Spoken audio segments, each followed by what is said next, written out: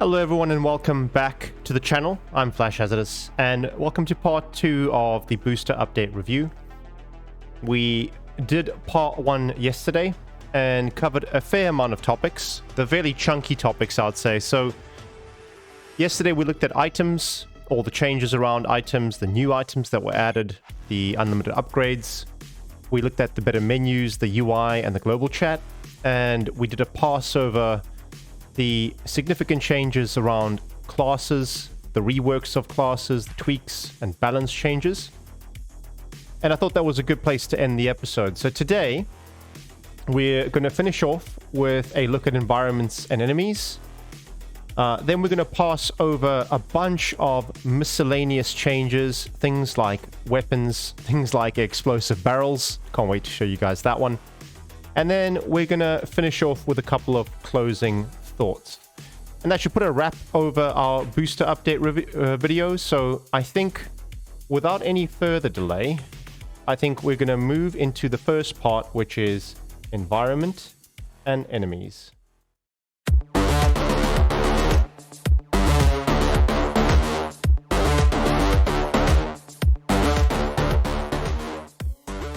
Environments and enemies.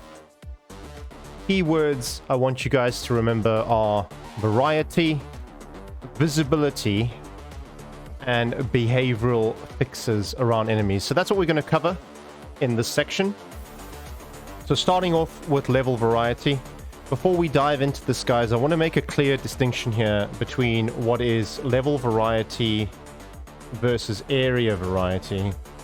So when we talk about variety in terms of new levels, we're talking about existing areas like refinery, areas like blue factory, which have new levels built in.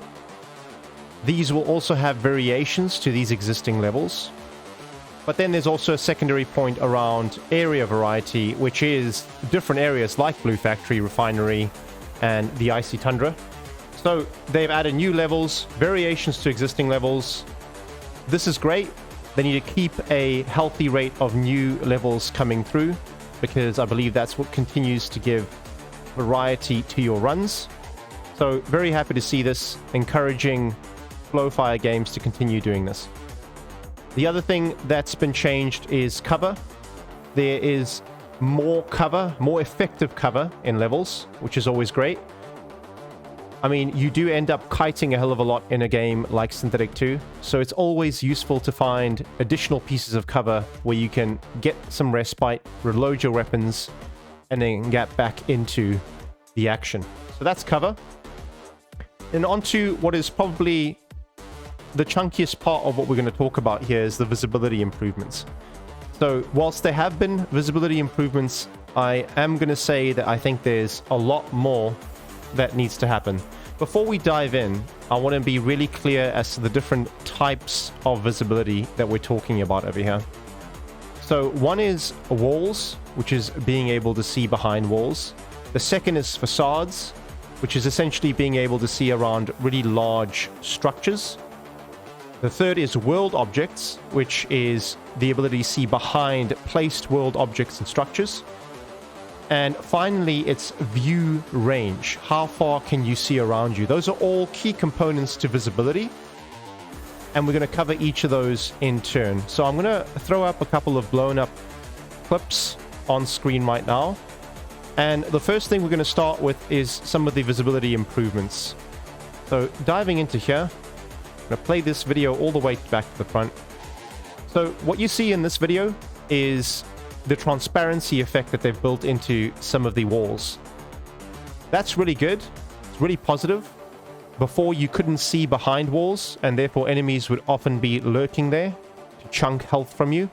With the transparency changes that you see here, that's no longer the case. Really useful, great change. And as far as visibility goes, that is the key change for this patch. Now, let's talk about some of the other areas that they could improve on just a little bit more. Let's first talk about facades, and that's being able to see behind really large structures. So here's an example on refinery. When I talk about facade, you can see I'm shooting that riot guard in there. As I come back out, you can see the facade comes back. And if I'm fully backed out of the facade, I no longer have line of sight on enemies inside. I think some sort of transparency mechanic should be built in over here.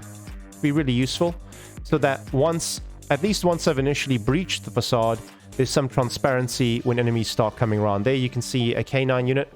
The only reason I know he's there is because of the health bar. So increased visibility there would be really useful. The second part I want to talk about is world object visibility. So in this example here, the only reason I saw that 40 armor unit down there in the corner is because the K9 unit attacked him. So I couldn't shoot him initially, missed a couple of shots, finally ended up killing him. That's another area where I could think there could be improvements for visibility. When you have large placed objects on the map, it would be great if there was a silhouette or an outline on enemies that at least have been seen initially and are now hiding behind a specific world object. That would greatly increase visibility, greatly decrease the amount of times that you end up getting shot by an invisible enemy. And that's happened to me a lot, specifically with shotgunners, where you're running, you don't see behind a specific object, they come out and they blast you in the face. Another great area for them to be able to improve. I think the last example that I have here is more around facade. So again, this is a perfect example where the bigger map structures, the facade of the map gets in the way. So that's really the few key things I wanted to cover. And I think that visibility can be improved across all of those dimensions. Now, the last point I made initially was around visibility as it relates to view range. So in this example here, and this is one of the videos that I did earlier, one of the runs I did earlier, I went into a bit of a monologue around how difficult it is to engage with enemies that are coming in from the lower left side of the screen. And this is primarily due to the fact that your entire kit is there, your items are there, and you always have a risk of obviously getting the overlays or the tooltips to trigger when you mouse over in that area. So it makes fighting enemies in the bottom to the left highly frustrating. To be fair, on Flowfire, they've minimized the occasions where you might have this, because most maps progress upward and to the right or upward and to the left. So it's a fairly limited amount of cases where this would happen. When it does happen, it is quite annoying. It is quite difficult to acquire targets and then to shoot at them. My recommendation here is that there's some sort of transparency, especially when you're in the middle of battle.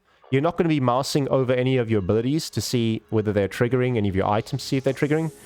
It'd be really nice to have a bit of transparency there. Maybe the tooltips don't activate so that you can kill enemies that are blocked by the tooltips and by the UI, the HUD in the corner. The other thing I want to talk about really briefly here is it generally feels quite bad when you're moving down to the left, down, and down to the right in any sort of map. As I said, limited visibility. So if I'm looking here and I'm looking upwards and to the right, if I'm moving upwards to the right or upwards to the left or just straight upwardly, it's a lot easier to see enemies that I need to engage. Whenever you're engaging enemies by approaching them where you're moving down and to the south, to the right, to the left, but down in a general direction, it is very hard to see enemies, very hard to acquire enemies, and therefore you put yourself at risk. Now, with this, my recommendation would be, you can see whenever you aim to the extremes of a screen, your view shifts, and it does that by decentering your character from the center of the screen. Right, so there you can see me shifting over to the top right, top left. It decenters my character. That's really helpful. I would recommend that there's more decentering that takes place when you're aiming down to the right, down to the left, so that you can actually just get visibility of enemies coming from that angle. That's the only way I can think of fixing this. It is an issue. It does make it harder to play. So hopefully, Flowfire, if you can find a way to fix that, that would be great. And that covers basically all the different types of visibility that we were talking about. So going back to our base visual, the next thing I wanted to talk about was spawn camps. So I've been quite vocal in saying that the most dangerous portion of any Synthetik 2 run is when you enter and spawn into new areas. Not so much for the first area, but when you start getting to the second and third areas specifically, spawning in is a massive risk. And that's because there tends to be a heck of a lot of enemies spawn camped around specific areas of entry. And I'm going to use an example here that I think is really telling. And the most egregious of these typically is on motherboard. You can see I've spawned in here with the guard judge, and honestly within seconds I was swamped by numerous enemies. They came from pretty much every angle. There was no way for me to really get away from them, and I just kept triggering new enemies, new groups to come towards me. It's just a chaotic battle. I have no idea when this was going to end. It just kept happening, kept going, and eventually over here I ended up killing everyone off. Motherboard seems to be pretty bad for this. I mean, here's another example over here. I'm going to just pause it here really quickly. Now, with this specific clip, this didn't end up being too much of an issue because I could end up killing these groups quite fast. But typically what happens, especially when you spawn in this part of motherboard, which is, I think, one of the variations of the second level of this area, you have enemies over there in the top right, you have enemies in the bottom right, and then you have enemies that spawn further to the right of each of those groups. So you have nowhere to backtrack, you have nowhere to kite on this level, and sometimes you could reach or meet your untimely end just because you end up getting essentially bottlenecked by the enemies in this particular map spawn. So whilst I will say there's been some significant changes and spawn camping is definitely less likely, if you look at maps like Refinery, if you look at maps like the Icy Tundra map, when you get off the Barge of Broken Dreams, or the Submarine of Sunken Hope, as I like to call it, those two areas are a lot better than they used to be. But I still think overall there are still areas, specifically in Motherboard, where spawn camping can get a little bit under control. Out of control, should I say. So, moving on, we've covered environments. Let's jump onto enemies. So, there have been a number of new enemies added in the form of turrets. I'd say, and you see I've added them in the right corner of the slide you see there. 4 new different types of turrets: your propaganda turret, your shock mortar turret, your alarm turret, and a weapon locker turret. These are all good new enemies. They force you to scan your surroundings. Quite often I found myself not identifying turrets, and that ended up being the cause of me taking damage from them. So these are good additions. They are threatening enemies, and it forces you to pay more and closer attention to your surroundings, not just for moving enemies, for humanoid and robotic enemies, but also for these stationary towers. Great change. I love it. The one thing I want to highlight for you guys here is the alarm turrets. These are incredibly dangerous. So I've got a little bit of a clip prepared for this. I'm going to jump into that right now. So over here, it's the same guard judge run. I ended up running around, and if you caught in the bottom left, as I ran in there, there was an alarm turret. Now, look at the amount of enemies that keep coming at me. I keep getting enemies spawning. I can't understand why, because it doesn't feel like this room should have that many enemies. But you can see, there's the alarm turret. It's already, I think, about 2 to 3 waves in. And just because I didn't identify that threat at the start, I ended up fighting a significantly more number of enemies than I should have. So, very nice. Like I said, forces you to pay attention to your surroundings. Great addition to the game overall. Now, moving on to enemy AI. And let's talk about Jeffrey, guys. Jeffrey, if you guys don't know, is a crowd controller enemy type. He typically shoots 3 smokes, or he used to be quite useless and only shoot 3 smokes at you and then basically become a friendly. He would do nothing. It was probably one of the worst examples of a enemy AI in the game. I mean, I did an extensive video on this, guys, so I think I'm actually just going to put the music down over here and let you guys watch what Jeffrey AI used to be pre-patch. Oh, dear. Oh, dear. Jeffrey. Come on here, Jeffrey. Come on here. Jeffrey? Jeffrey? Come here, Jeffrey. Come here, Jeffrey. Yeah, exactly. What do we say? What do we say? About shooting smoke grenades at people? What do we say? What do we say, Jeffrey? Huh? No, we don't say purging, Jeffrey. Oh, dear. So, that is pre-patch Jeffrey AI, guys. Now, that has changed completely. So, how have they changed Jeffrey? They've made him into a bit of a bully, actually. And they've made him into what I would say an area denial bully. So he no longer only has 3 charges for his smoke grenades.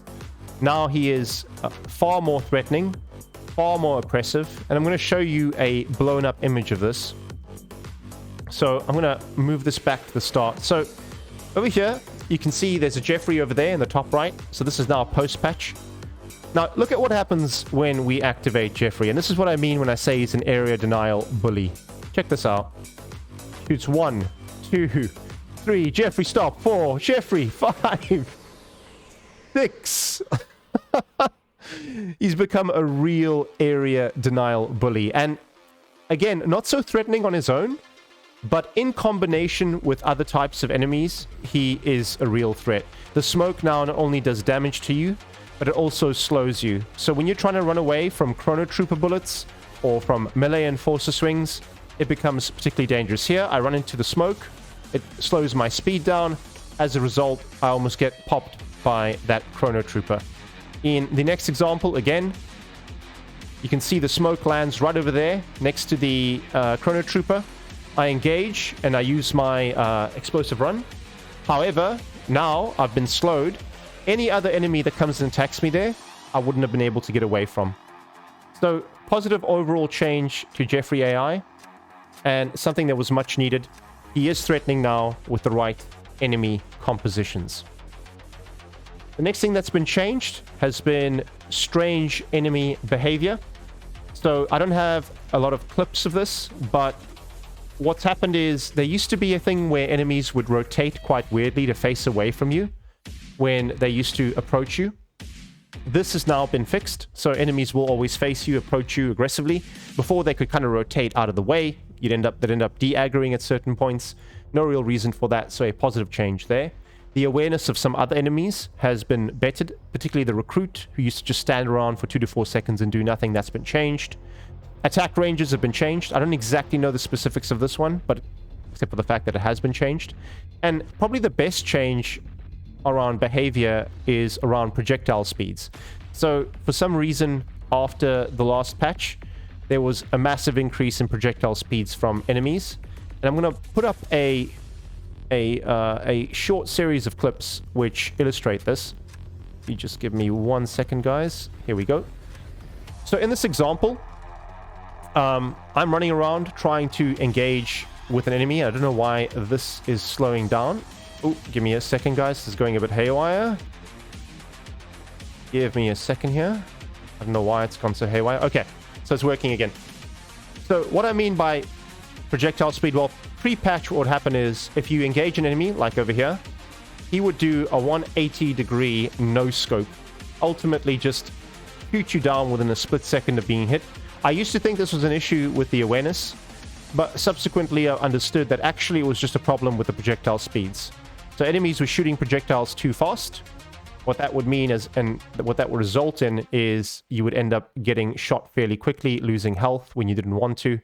And what they've done is slow down those projectiles, which I think is overall a positive change. It means stutter stepping is a thing again, it means strafe shooting is a thing again, and really positive change overall. So good stuff there around behavior changes.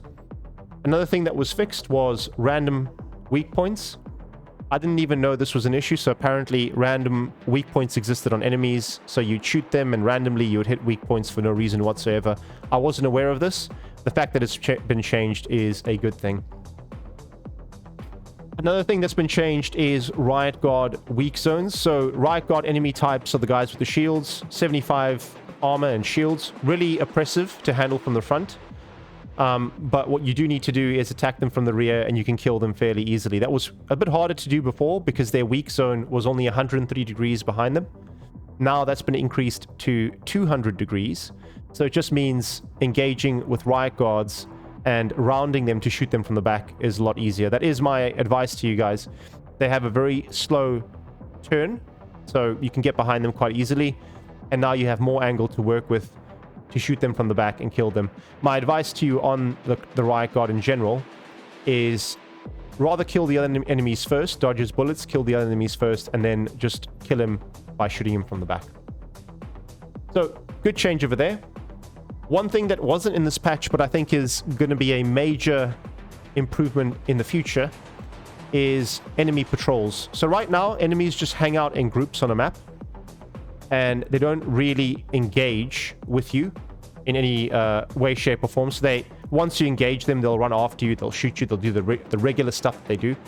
In future, the developers are planning to include patrol routes. So enemies would actually walk around in groups around the map. That is going to completely change the way this game is played. I can't wait to see that. And it'll be quite fun running around, engaging one group, and having another aggro because you walked into their patrol zone. So that's definitely something to look forward to in future. And yeah, can't wait to see that in the next patch. That covers most of enemy and environments. Fairly short piece. And I think what we're going to do next is jump into some of the changes, some of the bigger miscellaneous changes that we've seen. So I'll fade to black and we'll move over into the next part of the episode.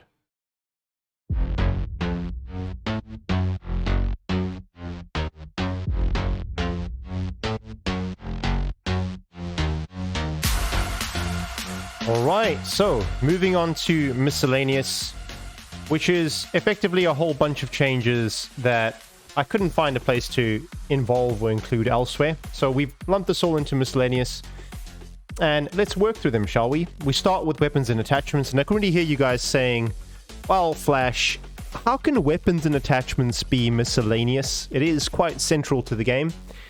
And to that I say, you are quite correct, Squire.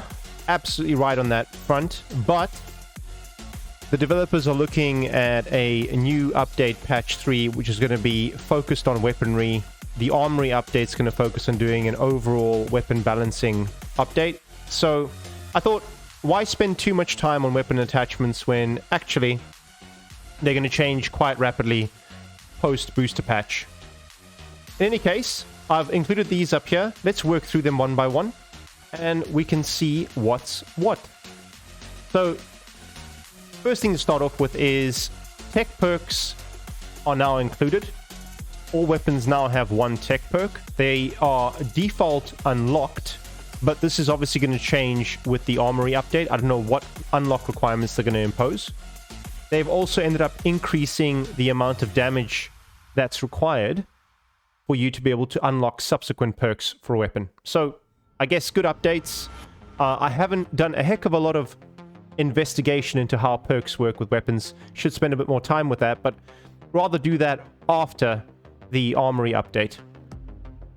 Onto a couple of balancing changes that have been done to existing weapons. So I put this one right on the top because it's one of my favorite weapons, the Patrol Revolver. The starting weapon for the Riot Guard, for most of the Riot Guard variants. Really strong weapon. I love it. The issue with it was that it had a very wonky recoil, and it took quite a while for recoil to reset between shots. So you'd shoot, the bloom would be huge, and it would take sometimes a couple of seconds for that bloom to reset back to normal so you can take the follow-up shot. Well, that's been fixed, and I can confidently say that Patrol Revolver is now one of the best starting weapons in the game. What they have done to compensate this, I believe, is that they have reduced the damage downwards. So recoil reset increment is better, but recoil and recoil reduction is better, but revolver damage is decreased overall. I haven't really felt that. I normally aim for the head anyway. The weapon's still really strong. Feels a lot better to handle at this point. So positive change over there. Right. Kago CC, the Kago crowd controller. For those of you guys who don't know what the weapon is, I've got a little clip there in the corner for you to see what it does. So the Kago is shoots smoke grenades that deal a dot on enemies, damage over time on enemies. Well, pre-patch, for some reason, the Kago used to do no damage with the smoke. So basically a completely useless weapon. Well, now they've obviously updated this since the patch, and I can confidently say that it is working, and it is slightly less useless. But if I'm thinking of weapons that need an overall buff, the first one I'm thinking of is the Keigo CC. You can see in the clip, I shoot one into 2 enemies over there. They barely take any damage. It tickles them, really. And I have to mostly use a secondary weapon to finish them off. So I think on the list of buffs for the Armory update, guys, the Keigo CC is definitely one of the ones that should have a first look. Tokko Fusion received a recoil buff. Haven't played a lot with Tokko Fusion. I don't like ion weapons all that much. And I think there is a recoil buff. Great. I haven't seen it. I haven't played with it much. I do remember there being a little bit of too much recoil on this weapon. If that's been fixed, great. We might give that gun a go in one of our future runs.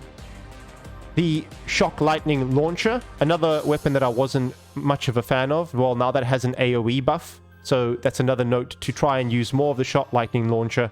The AoE used to be quite small. The damage used to be quite underwhelming. I don't know if that's going to change. We're going to have to give it a go to see. But definitely not something I've noticed in my runs. The Industrial Breaching Cutter, I believe that's what the IBC is, if I got that right. Yes, the Industrial Breaching Cutter has had a heat speed buff. So it used to accumulate heat quite quickly. Post-patch, it does so less. Again, can't make an objective assessment on that, as I haven't played much of IBC. I'll make a note to pick up more of it as we go through in future runs. And then the X1000 Heavy Rifle, I thought was quite a good gun already pre-patch. I've seen it on very few occasions, picked it up on very few occasions. Doesn't seem like the drop rate was very high for me, at least. But what they've done there is they've recognized that it was a good weapon, and ultimately they have had the accuracy and the ejection speed reduced. So I'm imagining that's a debuff or a nerf on the X1000. On the P20, there's improved firing sounds. That's interesting. I think that the P20 needed a bit of a balancing pass. Of all of the starting pistols, 2 of them stand out as the worst to me so far, and that is the P20 and the Riot Guard coil pistol. The coil pistol is, I think, a shotgun pistol, basically, and the P20, I'm not really sure where it's meant to fit. It's clearly not a high damage pistol, but the recoil on that gun made it very difficult to do speedy follow-up shots. So whilst it's great that it has improved firing sound, it does feel like it needs a proper balancing pass during the Armory update, and is definitely one that is looking for a buff, at least from my perspective. There's been a new attachment added, the Ignition Core. This has been recommended by Ignitro, a fairly active member on Discord. Shout out to my cool gang bros. He recommended the Ignition Core, and it's been added to the game. And that's really one thing that you guys need to remember that's so great about S2, about Synthetik 2, and about Flowfire games. The accessibility to the developers is unlike most other games. They really do listen to the community. You can speak to Shrike in Discord. He's really responsive, a really great guy. And that team is just in general working together with the community on this game. And here's a great example, right? Not only do we have amazing modding tools in place, but when members of the community make suggestions and they sound reasonable and fun, they get included in the game. So power to you, Ignitro. Nice item that's been added, the Ignition Core. I haven't played with it much. It is a legendary attachment, so it doesn't come that often. Ultimately, it ends up being it's a really interesting interaction on Ignition Core. So on active reloads, you get on active reloads, you gain a stack. For each stack, you end up increasing your heat fire rate by 4%, and it stacks up to 25 times. That's an amazing item right there. But on the flip side, should you ever fail an active reload, it loses all of its stacks, and you end up having an overheat on the weapon. So a bit of an all-or-nothing weapon. I love the way it raises the stakes on active reloads. Just a great item attachment, a great weapon attachment overall, and one that I'm definitely going to try play with a bit more when I see it in future. Next change is the bare bone allocator, which has had its ammo regeneration buffed from 1 to 3. This only triggers when shields are down. Now, guys, I've found a bit of a broken interaction here. Not broken, but overpowered, shall I say. What other class can you think of that doesn't have any shields? That's right, guys. The Guard Judge. So, I don't know whether this is a little bit... I don't know whether this is a problem with the Barebone Allocator or a problem with the Guard Judge. The Guard Judge is going to be quite hard to balance around in general because he's lacking one of the core elements of survivability in the game, which is obviously the shields. So, whereas you might end up including something like this as a balancing factor on a specific attachment like the Barebone Allocator, when shields are down, it actually ends up being a permanent buff for a class like the Guard Judge because he has no shields. So I've got a couple of really great examples of how this can break, particularly when you put it together with power printing, which is a new shop upgrade, which I'll speak about a bit later. But hold your thought on this one, guys. We'll revisit the Barebone Allocator in a bit of time, and I'll show you why I think it's so powerful under the right circumstances. Finally, other attachments. There have been a number of reworks and fixes. I do believe they reworked the stock pouch. There was quite a few issues around attachments not activating. So what you would do is you get a weapon, you try to put an attachment on, it would spend the weapon parts but not give you the attachment. I don't know whether all of those instances have been fixed, but certainly quite a few of them have, as I haven't noticed this happen as much post-booster patch. Right. So that covers weapons and attachments. Let's dive right into miscellaneous other. And this really is the miscellaneous folder of miscellaneous. It's really stuff that I couldn't put anywhere else, so I've just dumped it all here. Some really interesting things. So let's start off with the insta-kill protection. So I had a chat with Shrike in Discord around this. Insta-kill protection activates when you're lower than 30% HP and has a 60% cooldown. This is not similar to one-shot protection in games like Risk of Rain 2. Fundamentally different in the way it operates, so this won't stop you from just getting one shot. But once you're beneath that threshold of 30%, you do somehow take reduced damage. I have to test this, I have to see how it works. Not really clear on it from reading it or from the explanation I got, but we'll see how this develops. They've added more music to the different levels. They've also randomized the music that you can hear at the start of the game. It used to be a set number of tracks in the same order. They've randomized that too, which is nice. They've added in a new mode, guys, and this one's not getting enough love. If you look down at the bottom of the graphic on the right, there's Mayhem. That's the new mode. Essentially, it's a race against time. You get massively increased movement speed, and your health decreases over time at 50 ticks per second. Every enemy you kill grants you 20 health back. So, looks like one of those Mayhem modes. Looks like really crazy, really fun. I haven't tried playing it yet. I'm going to give this one a go at some point. So, just to put it on your guys' radar as well, do give it a try. It looks like a heck of a lot of fun. Finally, there have been a couple of changes around chests. So, not only do health crates now have the chance to provide you with health upgrades, there are now also specific chests that provide you with perks. So, when I say health upgrades, sorry, chests now in a sense can provide you with perks as well, whether healing perks or other types of perks. So, something to look out for in your runs. More chest variety is always great. Now, power printing. This is a new addition. So it's in the Tinkerer shop. And if you see, I've put a graphic of it on the far right. It increases any ammo regeneration by 35%. Now, this has got some really interesting interactions with the previously mentioned Barebone Allocator. So I had a run yesterday, two runs yesterday, two or 3 days ago. I had 2 runs with the Guard Judge where I combined power printing and the Barebone Allocator, and the results were pretty crazy. So here's a snippet of that. I'm going to blow up a clip for this. So you can see my weapon there. Just basically never ran out of bullets. Once I lost my shields there, it was near permanently full on my dual-wield revolvers. Incredibly powerful. This was, I think, at 125 or 150%. So it was escalation 1 or escalation 2. And I was just able to absolutely gung-ho the hell out of this really threatening, usually really threatening central part to the ice levels. This is, I think, level 3 of the ice levels, or level 2 of the ice levels. Really, really hard to get through this area typically, and I was just able to charge through it because of the fact that I had near limitless ammo. Really cool. If you guys want to try this out, I thoroughly recommend playing with the Guard Judge, slapping on a barebone allocator, getting some power printing, and reaping the benefits of that. Very nice. Make sure you give that one a go, guys. So back onto some other changes. There have been a number of compositor changes. There's been a first pass on all upgrades. So let's first start with the fact that the compositor is the upgrade station for your class kit or your ability kit. You can upgrade, obviously, your mobility ability, your specialization, anything you want to upgrade, you upgrade at the compositor on your base kit. Now, there's been a first pass on that done for all of the mobility upgrades.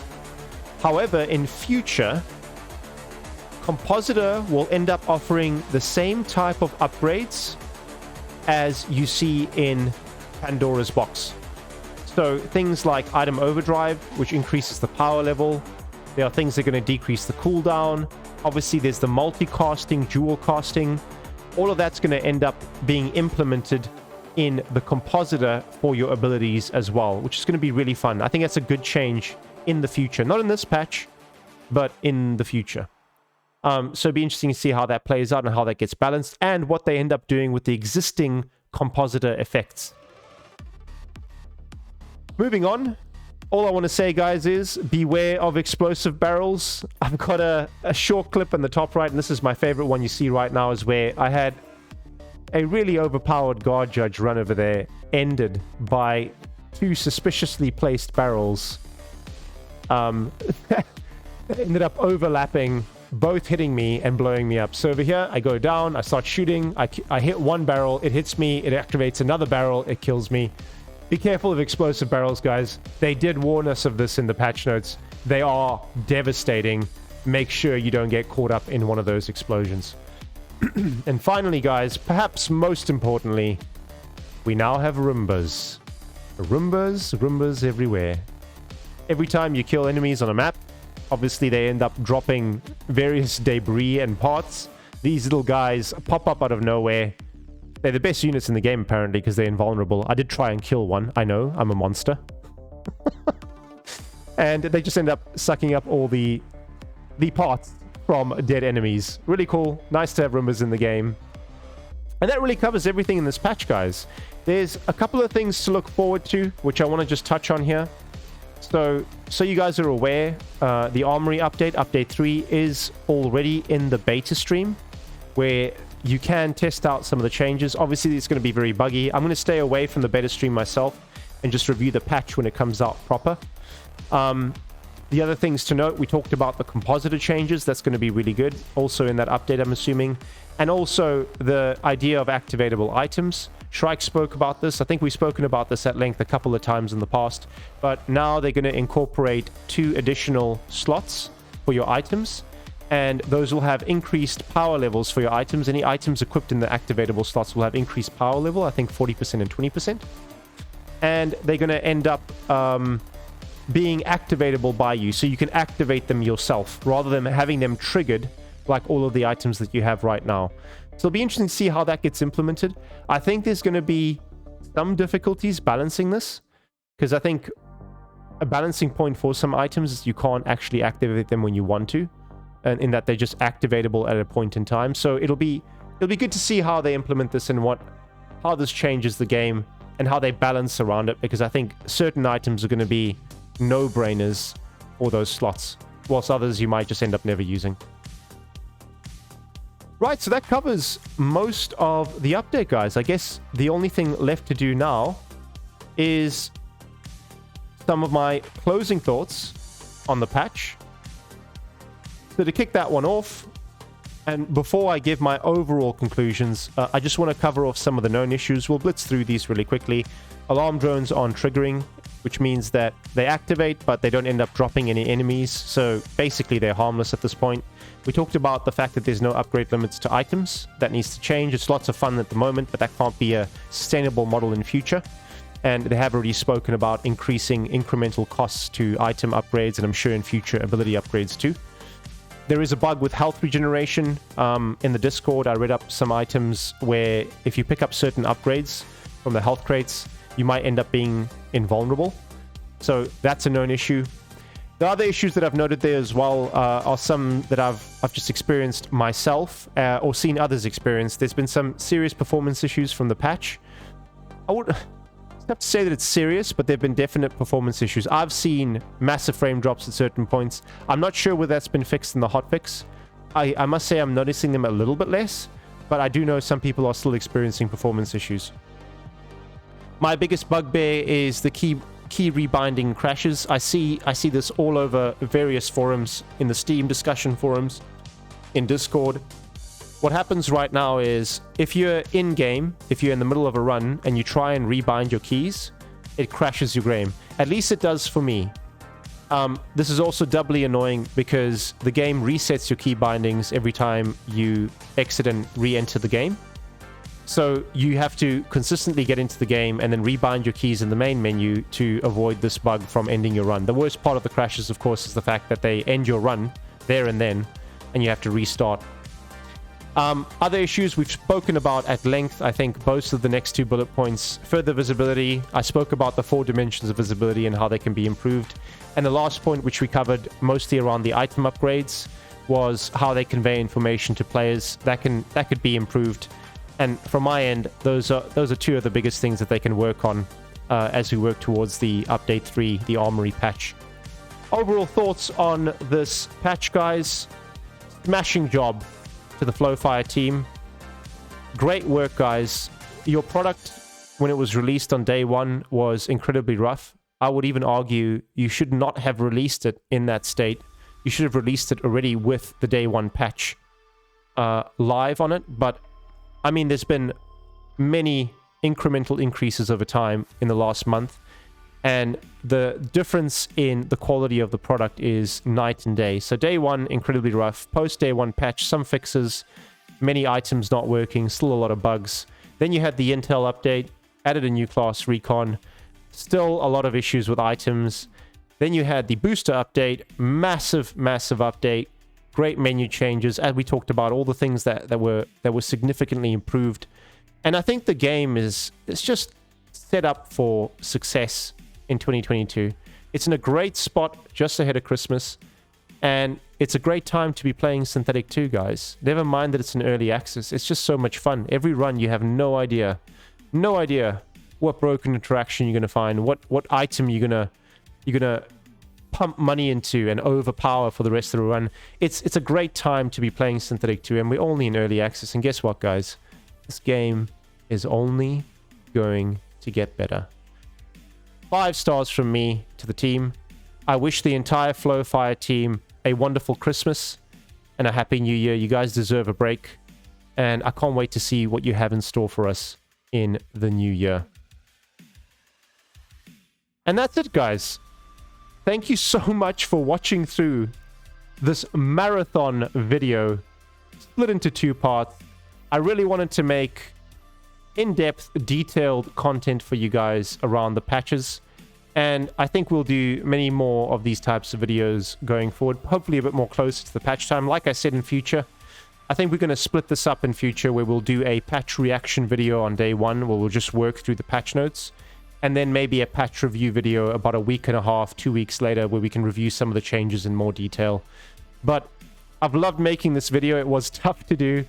I hope you like this content, guys. If you do like my content, leave a like and subscribe. It makes such a difference to my channel. I appreciate each and every view, each and every subscribe. I do this content because I like it, and because I love making content for you guys and for the Synthetik community. Anything that encourages me in that aspect, please, like and subscribe. It really helps me out. If you don't like my content, leave a dislike, guys. I know it's hidden now, but I can see, and then back it up with a comment. Let me know what I can do better. In general, drop a comment, guys. What do you think of the booster update? I've really enjoyed it. If you guys have, let me know. Let me know in the comments. I love engaging with you. I love engaging with the community. And yeah, that's pretty much the end of the video, guys. This has been Flash Hazardous. I hope you've enjoyed this episode, this patch review. I'll see you guys next time. Flash out.